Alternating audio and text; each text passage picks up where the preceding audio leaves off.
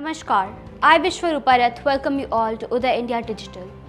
Today we have a rather interestingly odd news for you, but it has got content related to suicide, so this is a trigger warning.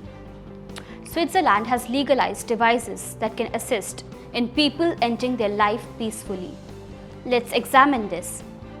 Suicide is a sensitive issue, a momentary one which ends life abruptly and brings immense grief and sense of unavoidable loss.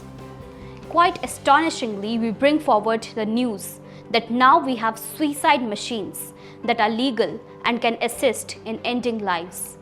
Yes, you've heard it right. They are machines which are made legal by the government to assist people in ending their life in a dignified manner. Let me tell you all about this. What are suicide machines? Suicide machines, also known as assisted suicide devices, are devices that are designed to help people end their lives quickly and painlessly. They're typically used by people who are terminally ill or who have a debilitating condition that makes their lives unlivable. What are the benefits of suicide machines? One of the main benefits of suicide machines is that they can provide a more peaceful and dignified end to life for people who are suffering. Suicide machines can also help to reduce the stigma associated with suicide and give people a greater sense of control over their own deaths. What are the implications of suicide machines? One of the main implications of suicide machines is that they could lead to an increasing in number of suicides. There is also a concern that suicide machines could be used by people who are not truly mentally competent to make the decision to end their lives. Now I talk about Switzerland and suicide machines.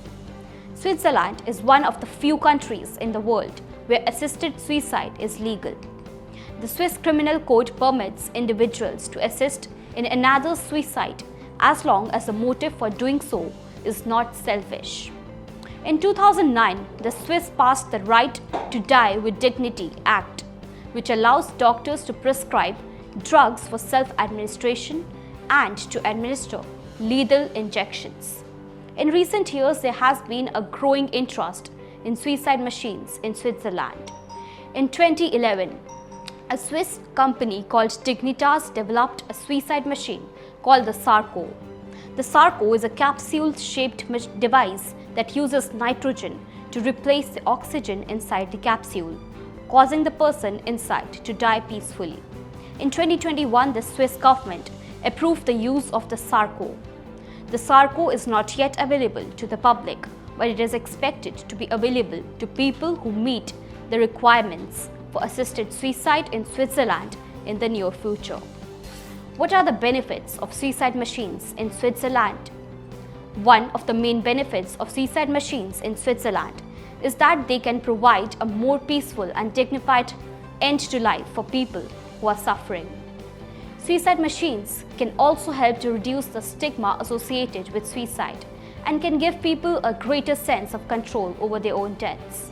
In addition, suicide machines can help to reduce the burden on families and caregivers of people who are terminally ill. Suicide machines can also help to reduce the cost of healthcare by reducing the length of time that people spend in hospitals and nursing homes. Implications of suicide machines in Switzerland. One of the main implications of suicide machines in Switzerland is that they could lead to an increase in number of suicides. There's also a concern that suicide machines could be used by people who are not truly mentally competent to make the decision to end their lives. Another concern is that suicide machines could be used by people who are under pressure from their families or caregivers to end their lives. There's also a concern that suicide machines could be used by people who are simply lonely or depressed. Future of suicide machines in Switzerland. The future of suicide machines in Switzerland is uncertain.